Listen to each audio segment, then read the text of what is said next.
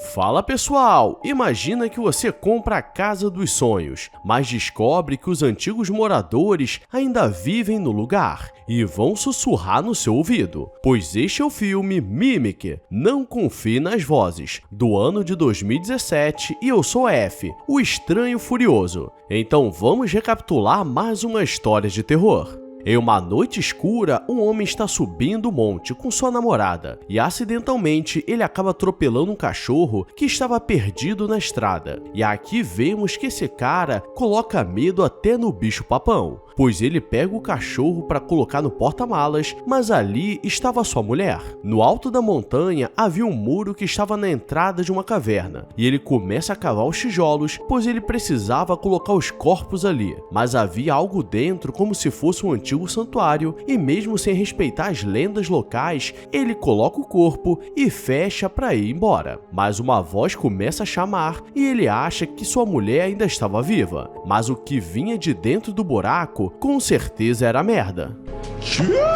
E agora vemos Sarah, que vai até o hospital psiquiátrico da cidade para ver como estava sua sogra Marta. E aquele seria o último dia dela ali, pois seu marido precisaria se mudar a trabalho. E a médica diz para não deixar de dar os remédios ou sua situação pode piorar. E logo eles saem nessa jornada, mas como estamos falando da Coreia, que é um país pequeno, no mesmo dia eles já chegam na outra cidade, que é 3 horas dali. A casa que eles escolheram é muito grande e por sorte conseguiram um preço muito bom dos antigos moradores, além de ser perto da floresta. E enquanto Sarah está arrumando as coisas, sua filha Julia está brincando e uma velha está observando de longe que novos moradores chegaram. A primeira noite na casa foi tudo bem e por ser muito grande era um ótimo lugar, mas no dia seguinte Julia percebe que sua avó estava sentada olhando para o lado e pergunta o que ela estava fazendo e ela, que quase não falava, começa a chamar a neta de irmã e diz que alguém estava chamando seu nome no buraco, mas a jovem não entende nada. Enquanto isso, Sarah está na cidade fazendo compras quando vê um jovem mequetrefe andando e ela acha que era o Júnior, seu filho desaparecido. Marcos chega em casa depois de mais um dia cansativo de trabalho e percebe que ela estava mexendo nas caixas antigas e Sarah diz que viu o Júnior andando pela cidade. O problema é que aquilo aconteceu há anos atrás e não tem como ser ele. E no dia seguinte, 2 irmãos mequetrefes aparecem na casa procurando um cachorro que fugiu. E Sarah diz que ali não apareceu nenhum cachorro e eles perderam em uma noite escura. Então, para continuar a busca, eles vão até o mesmo túnel do começo e percebem que o buraco estava mais aberto. E eles escutam um cachorro chorando como se estivesse com medo do escuro. E a irmã mais velha decide dar uma olhada, mas é puxada e ela volta cagada. Os dois chamam Marcos, que era o adulto mais próximo, para dar uma olhada, mas não tinha nada ali. E Sarah está andando pelas redondezas em busca de algo, quando vê uma jovem perdida no meio da floresta e ela parecia estar assustada com algo que viu. E eles pedem para ela esperar ali enquanto que pedem ajuda. Marcos volta no túnel, pois tinha algo escondido, encontra uma porta de ferro fechada e qualquer pessoa normal deixaria fechada, até porque para sair uma desgraça não precisa nem abrir. Mas ele sente que tem algo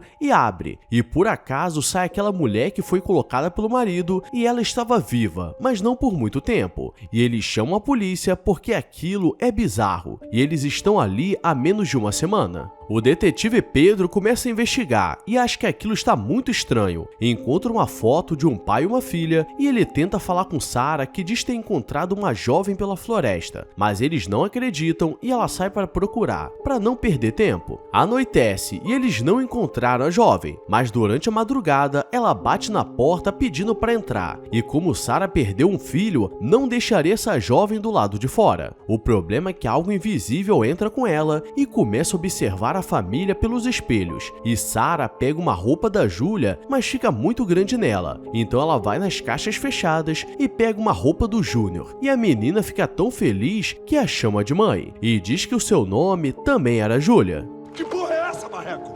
Sarah está cansada com tudo o que está acontecendo e dorme assistindo as gravações do Juninho, e Marcos passa para dar uma olhada na menina e ela estava conversando com alguém, mas ele não vê ninguém, e assim que eles acordam no dia seguinte, eles sentem como se a visão estivesse embaçada, e do lado de fora, aquela velha suspeita bate na porta e diz para eles saírem o mais rápido possível, pois o túnel foi aberto e as vozes voltaram. E galera, sei que na vida real sempre tem uma velha maluca, o problema é que na maioria das vezes nós não acreditamos nela, e ela pode estar certa. Marcos está preparando alguns remédios para seus cachorros que estavam no canil, e a jovem aparece brincando com eles, usando a roupa da Júlia, e começa a chamá-lo de pai. E ele fica assustado, mas não fala nada. E na hora de dormir, Sarah coloca a Júlia para dormir, mas a menina começa a ficar com ciúmes e pede para ela não ir embora, pois estava com medo. De madrugada, todos foram dormir, então a jovem levanta e vai andando sem fazer barulho até o quarto da Dona Marta. E algo vai acontecer, mas nesse mesmo momento, o detetive Pedro está investigando os casos e encontra um carro abandonado na montanha e chama o dono, que era o mesmo que colocou o corpo no buraco suspeito. Mas ele diz que não sabia de nada e que foi roubado há alguns dias, mas ele estava escondendo algo, e chegando em casa, as vozes começam a chamar pelo seu nome e algo estava escondido dentro do armário, mas com certeza não era o Mário, e começa a sair sangue dos seus ouvidos, e esse daí deu uma falecida de leve. Agora Marcos ficou nervoso com tudo que estava acontecendo e diz para Sarah levar a menina da delegacia para encontrar os responsáveis, mas aqui tudo começa a ficar assustador, pois na cozinha as facas estão no chão e a jovem está escondida no armário fugindo de algo, e Marta parece querendo acertar a jovem com a faca, falando que ela não é uma menina, e as duas saem correndo para se esconder no canil, e a menina começa a chorar assustada e pede para não ser abandonada. Então Sarah estava sendo manipulada, e quando Marcos chega em casa, percebe que a menina ainda estava ali e diz que não poderia lidar com isso, pois sua mãe surtou e aquela menina estava escondendo algo, pois não tem como ela ter a mesma voz e o mesmo nome da filha deles. E Sarah começa a chorar, jogando na cara dele que ele não se importa com o desaparecimento do filho deles, e ele começa a chorar porque isso faz 5 anos e eles precisavam superar. E quando parece que não pode piorar, de madrugada a velha começa a escutar seus irmãos chamarem e ela desaparece no meio da floresta. Era para ser um fim de semana tranquilo, mas a região começa a chover e Marcos não encontra sua mãe, mas a menina diz que sabia onde ela estava e ele decide segui-la.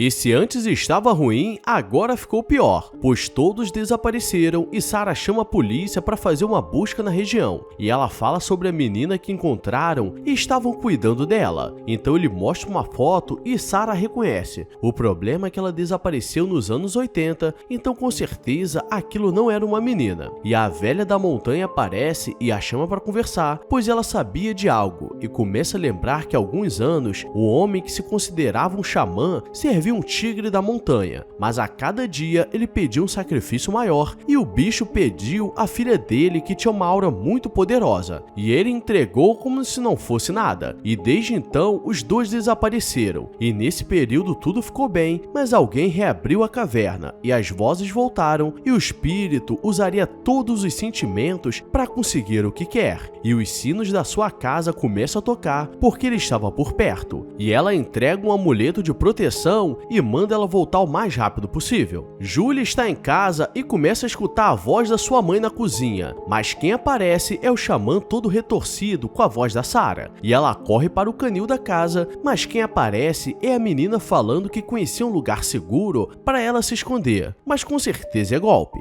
E Sarah está procurando Júlia e encontra as duas escondidas dentro do armário, e agora ela sabe o que está acontecendo e pede para a menina levá-la até o local, pois quer salvar seu marido e faria de tudo. E antes de sair, ela tampa todos os espelhos e coloca o amuleto no quarto da Júlia e entra no meio da floresta sombria. Sarah parece ter probleminhas mentais e entra naquele buraco, e havia uma grande escada que descia cada vez mais fundo, e para baixo nunca terá uma saída, mas ela quer descobrir esse mistério, e as vozes estão cada vez mais altas e o xamã aparece atrás delas, então as duas saem correndo pelos túneis escuros e e chegam em uma sala cheia de espelhos. Ela começa a ser puxada para dentro de um espelho e seria mais uma vítima, mas Marcos aparece a tempo e começa a quebrar os espelhos. E agora a única forma de sair dali seria pedindo ajuda, pois havia um poço. Então Sarah começa a escalar o local para pegar sinal, mas o xamã aparece e ela escorrega. Mas por sorte, ao mesmo tempo, o detetive Pedro estava chegando no local. A menina diz que conhecia outra saída, e o xamã estava ficando cada vez mais fraco porque precisava de um sacrifício para o tigre da montanha. E aqui seria um final feliz, pois a jovem conhece a saída e só precisavam subir pelas escadas. Mas a menina fica no local e começa a chamar a Sarah de mãe. Então ela volta para ficar com a menina, então Marcos foge e o tigre consegue o que quer,